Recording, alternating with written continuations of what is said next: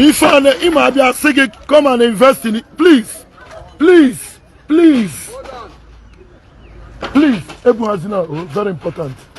Now, Governor, I got watch video. Don't move again. Don't move anything again. Money, men Lagos. I say, come home and invest. Okay, I say, get up to Lagos. Get up to Lekki. Get up to Abuja. Only up na watch video. Share the video. Arune men Enugu State. Nnukwu arụ na-eme n'Enugu steeti. Enugu bụ nke nsi bụrụ ebe mbi. Unu ị na-ene anya bụ one old man a na-akpọ Uche Anya nwe ya. Onwe one old man onye Oji River. Afia bụ Uche Anya. Before nkwubi ifeme Uche Anya. Uche Anya. Ị ga-anwụ ọnwụ ike. Uche Anya onye isi ndị Capital Territory. Ana m asị gị na Enugu ga-etigbu gị. Uche Anya ama m na ị na-anụ ọnụ m. Uche Anya ọma ndịrị gị na mma. Biko nụ, achọ m ọnụ mmadụ biko. Ebe a bụ ebe a na-akpọ Brit Lounge n'Enugu. Ebe a bụ ebe a na-akpọ Brit Lounge. Our governor bụ Dr. Peter Mbawu nyere election. Anyị niile kwadoro our governor si ama Enugu a ka ọ dị mma. Ka Enugu abụrụ capital anyị Igbo ọ bụ. I kwete wee deliver our governor. Onye nwe ebe a. Ife alụrụ ebe a asị ya lụọ ya na Lagos. Osimba na asị akụruo na amara onye kpara ya. Onye a wee buru ego niile ọ gbatara na mbọ n'obodo oyibo. Rapụ Lagos bataba anyị Igbo. Gọvanọ iwe mee nwoke onye isi Capital Territory. Onwe oge nwoke a chọrọ ịga ana. Ife ume a na-akpọ Uche Anya. Mme post foto ya. Ndị nwe ebe ekwere eresi Uche Anya ana. Please, no noise, no noise, no noise. Audience. Enyi m nwoke a wee bịala izi ebe a for 20 years. Ruo arguably the best lounge enwe n'Enugu State. Uche Anya sị na a na-agba egwu ebe a. Uche Anya bịa sị ilu ebe a. Na-ebuzi na anything again. Be silent for some time. Biko. Biko. After ka Uche Anya bụrụ ọnụ sị ilu ebe a. One house. Stop.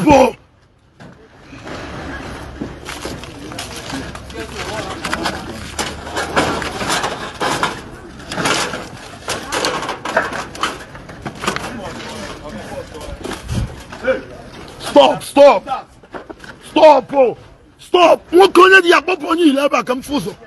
Who is this man? When the pull on with this man ever? Obi ever?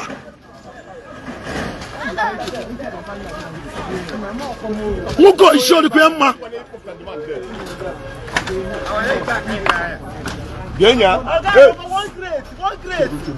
One crate. On our cousins. What put on now?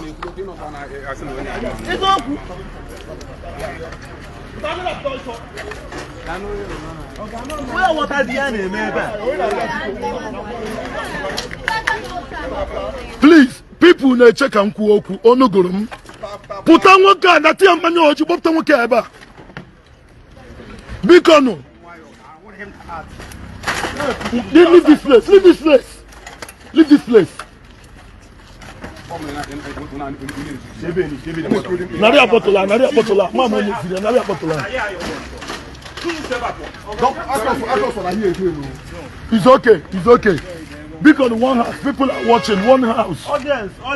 Because Uche Anya bịa mechie ebe a. Uche Anya onye Oji River abụrụ ọnụ mechiri ebe a. Ndị nwe ebe a wee gboro dokumenti niile ha nwe jebe na gọọmenti. Enye ha terms and conditions a ga-eji wee mepee ebe a. Stop, please. Every conversation goes in here. Corrupt ibi itinye onwe gị na nsogbu. Governor anyị na-ekwu maka ya na watch, please. Emepesiri ebe a. Si ndị a na-ama na-akpa egwu ebe a. Ndị akwute na-ama na-akpa egwu ebe a. Bụpụ speaker niile enwere ebe a. Uche Anya sikwa na ebe a ma mma exist again mechie ebe a. Uche Anya local business ya for close to 1 month. Ife niile dị perishable enwere ebe a mebisie. Ọ mụnwa jekwuru gọvanọ Enugu steeti, gọvanọ Ndubuisi Mba. Ejem na government house but office Sebulana. Nsi nwanne good afternoon. Osimo okulora ka ihe ọ ga-emelum. Nsi your excellency biko mepenu Brit Lounge. Mo nkwu ikwere Enugu na ị ga-eme investors ka adị comfortable. Na ị ga-edi risk every barrier. Enwere investment in Enugu. Governor Isimu na eberi abuka people may invest in Enugu. Ke ka ọ ga-esi mechie nke na-eme assist. Governor Iwebo Uche Anya by 4 p.m. See Uche Anya open Brit Lounge. Uche Anya mepere ebe a. Uche Anya gwara ndị a gwa ndị nwe businesses na Enugu na governor is small boy. Ihe na gwa gị ndị nọ na meeting a ebe a. N'oge ọ nọ na state assembly ka ebe governor nọ. N'oge ọ gọrọ ụnọ na Georgia ka ebe nwanne m nwoke bụ governor nọ. Uche Anya nọ n'iru ndị mmadụ kparịa executive governor of Enugu State. Nse nyalụ nwanne m voice note. Si amụọ nwoke ya bụrụ nwoke. Uche Anya bịa n'ime abalị ka time o ji mepe ebe a. 2:30 a.m. Mgbe oge o mepere ya emepe. Ebe 12 ime abalị. Ebido business ya ebe a ka gọvanọ nyere order. Uche Anya jebula ala m tinye ebe a. Ine anya na-achụ na-aga adagbu ya ala m dịchi ya. Ndị mmadụ jụọ ebe a na-eri na agbanye aram onye ọbụla gbaba ọsọ. Kemgbe onye abịa mee investment n'Enugu, this man ezube ike. This man n'ebe a bụ onye Anambra State, ndị Igbo bụ ofu. Emecha mebia na ọ bụrụ onye Enugu. This guy n'ebe a dịgo frustrated. Onye atagbugo onwe ya n'afọ. Gọvanọ anyị si mụ gwu ya gwa Uche Anya enwe ihe dị ebe a jọrọ na drawing si tinye ya.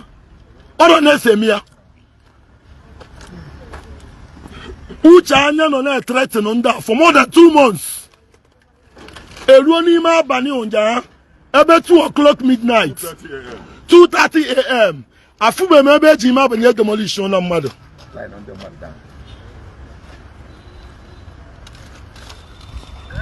Ebe a bụ 65 workers na alụ ọrụ ebe a. 65 workers ka e nwere ebe a.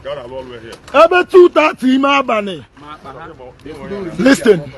Ka Uche Anya kpọ ndị mmadụ bịa ebe a chụpụ onye ọbụla na-anọ ebe a demolish ebe a. Ife anyị na-ajụ bụ na Uche Anya si na enwe bụ gọvanọ Enugu steeti. Ka onye na-ekwe wọchị ya biko please. Ebe anyị nọ ebe anyị na-eri nri n'Enugu. Ebe a bụ Brit Lounge. Ka onye isi ndị capital territory because ka anyị na-apụ ebe a na ka anyị na-eji gọọmenti house.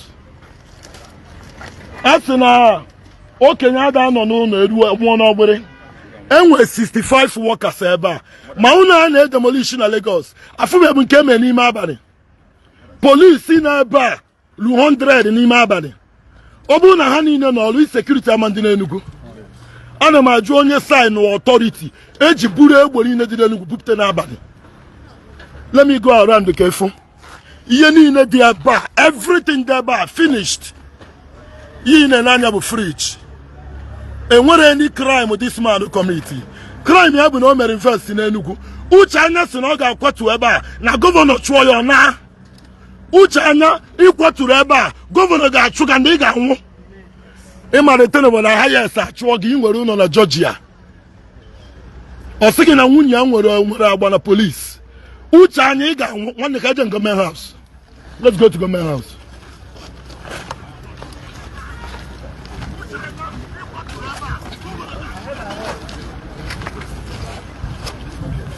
Biko onye ọbụla everybody